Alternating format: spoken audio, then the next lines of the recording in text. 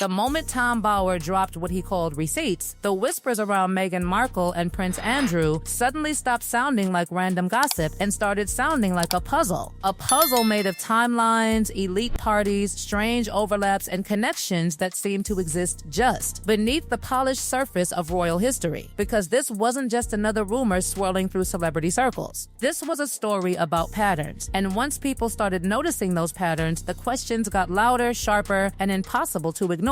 It all begins with Tom Bower, the man whose reputation inside royal circles is basically that of a professional nightmare. His books don't just tell stories, they tear apart timelines, they dig into forgotten details, and according to the claims highlighted in the transcript, his latest research began uncovering something strange, a series of overlapping social circles that placed Meghan Markle and Prince Andrew in eerily similar environments years before she ever stepped inside royal life. Now here's the twist. Bower never outright says the two were close friends or secret allies. That's not his argument. His entire case rests on something far more unsettling: proximity. The idea that Meghan's early life, the years that remain oddly vague in public records, repeatedly brushed against the same wealthy social circles that were connected to Prince Andrew's controversial network. And those early years are where the story starts to feel strange. Back when Meghan was studying at Northwestern University, the official narrative was simple. She was a hardworking student, building a future in acting while focusing on her education. But according to whispers resurfacing online, that picture might not tell the whole story.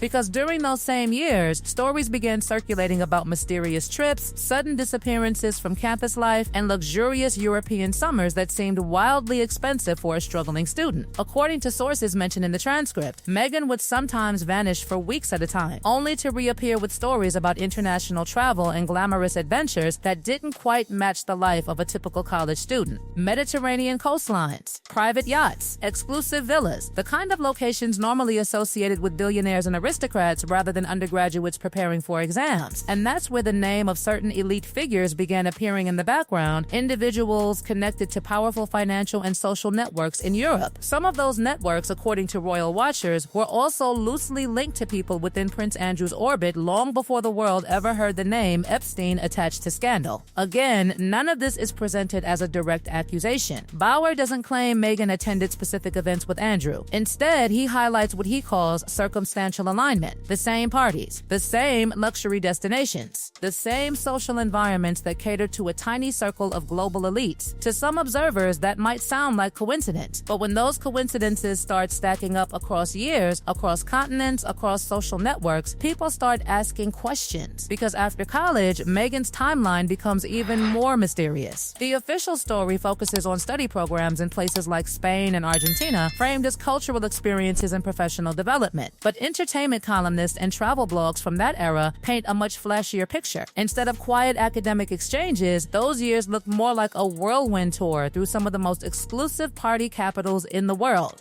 Madrid, Ibiza, Monte Carlo, Thailand. Locations famous not for classrooms, but for elite summer gatherings hosted by billionaires, financiers, and celebrities who lived far above the public spotlight. Royal biographer Tom Bower reportedly referred to this era as Meghan's ghost years, not because she disappeared completely, but because documentation about where she was and who she was with becomes surprisingly thin. Photos exist, stories exist, but clear timelines? Not so much. And that's exactly the kind of gap that investigative writers love to examine. Because when Bower began mapping out guest lists from luxury charity events, yacht gatherings, and international social functions from the early 2000s, certain names started appearing repeatedly. Wealthy figures who later surfaced in news coverage involving Prince Andrew's controversial friendships. Again, not proof of anything criminal, but enough overlap to make royal watchers lean closer to the timeline. Then the story jumps forward to 2012, and suddenly the coincidences get even harder to ignore. That year, Meghan's acting career was finally gaining traction. She had begun building momentum through television work that would soon lead to her role on Suits. Around that same time, she traveled to Hong Kong for fashion promotions and publicity events tied to the entertainment industry. At first glance, it looked like a routine celebrity trip, but something unusual was happening in Hong Kong during that exact week. Prince Andrew was there too. Official records confirmed the Duke of York had arrived for a trade and investment mission representing the United Kingdom. Diplomatic meetings, business receptions, networking events, the kind of visit that brought together wealthy international investors and elite guests from across the globe. And strangely enough, archived social media posts from Meghan's trip showed her visiting several of the same luxury venues known for hosting those VIP receptions. Again, no photograph exists of them together. No confirmed meeting, nothing that definitively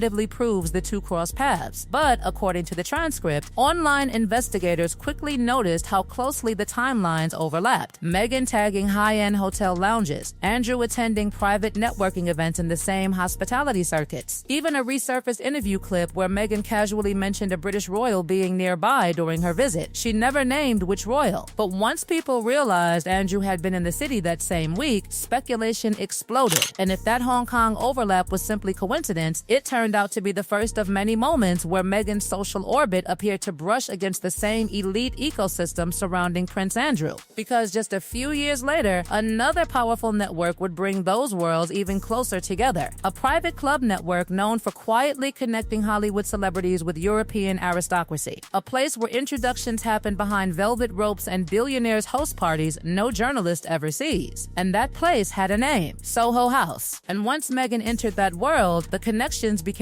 even more interesting. The moment Soho House enters this story, the entire timeline begins to feel less like coincidence and more like a carefully woven web of elite connections. Because Soho House isn't just a trendy club for celebrities. It's a global networking machine where Hollywood power brokers, billionaires, fashion insiders, and members of European aristocracy quietly mingle behind closed doors. And once Meghan Markle became a regular face inside that world, the bridge between Hollywood ambition and royal proximity suddenly became much clearer. Between 2014 and 2016, Meghan was reportedly seen at Soho House locations across the globe. Toronto, London, Istanbul. These weren't random visits either.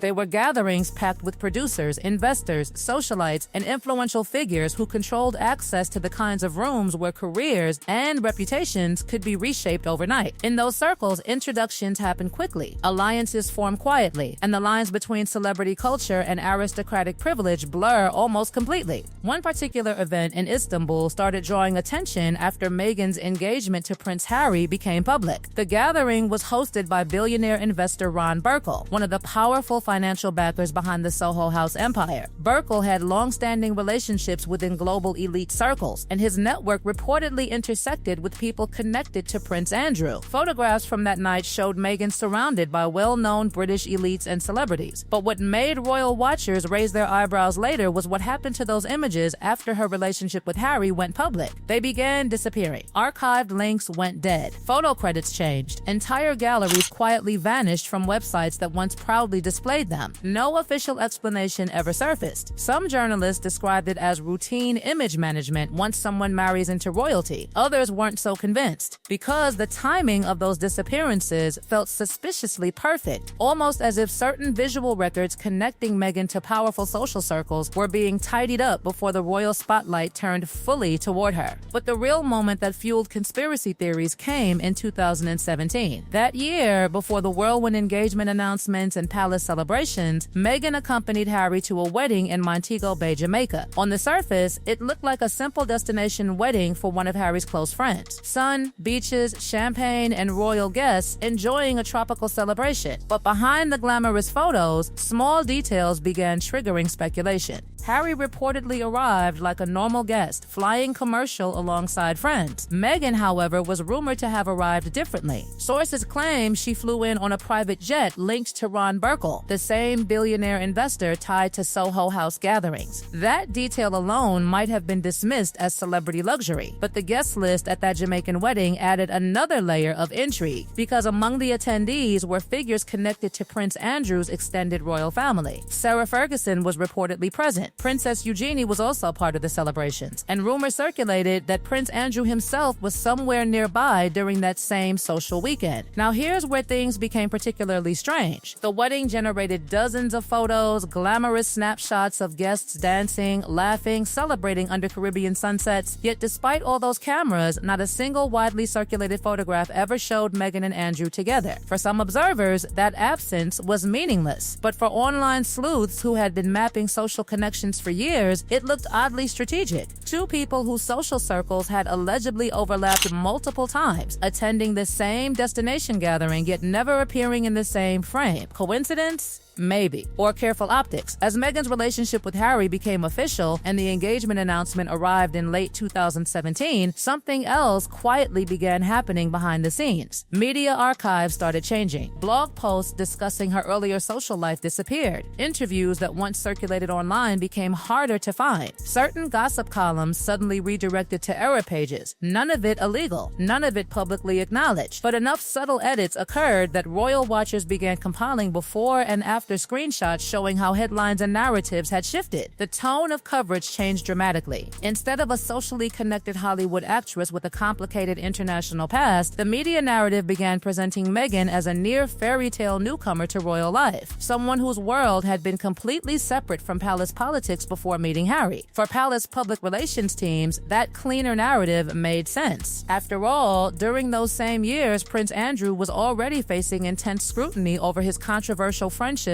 and social associations. The last thing the monarchy needed was speculation about overlapping networks involving its newest royal bride. So the easiest solution? Silence. But silence rarely lasts forever, especially when investigative writers begin pulling at loose threads. And that's exactly what happened when royal biographer Tom Bower finally released his research. According to the claims summarized in the transcript, Bower didn't present a smoking gun. There was no photograph, no document, no direct evidence proving Meghan and Andrew maintained a relationship before she joined the royal family. Instead, what he revealed was something far more unsettling: a pattern. Repeated overlaps between travel destinations, party guest lists, luxury venues, and social circles stretching from the early 2000s all the way to Meghan's engagement with Prince Harry. The same billionaires, the same charity galas, the same elite environments where Hollywood ambition quietly intersects with royal influence. Critics argued Bower was simply stirring controversy without hard proof. Supporters claimed he was highlighting questions the mainstream media refused to ask. But regardless of where people stood, one fact remained undeniable: the timeline suddenly looked far more complicated than the official royal fairy tale. And perhaps the most revealing reaction came from the palace itself, because when those overlapping connections began circulating online, the royal household didn't rush to explain them. They simply stayed quiet. And in the world of royal mysteries, silence often speaks louder than any confirmation ever could.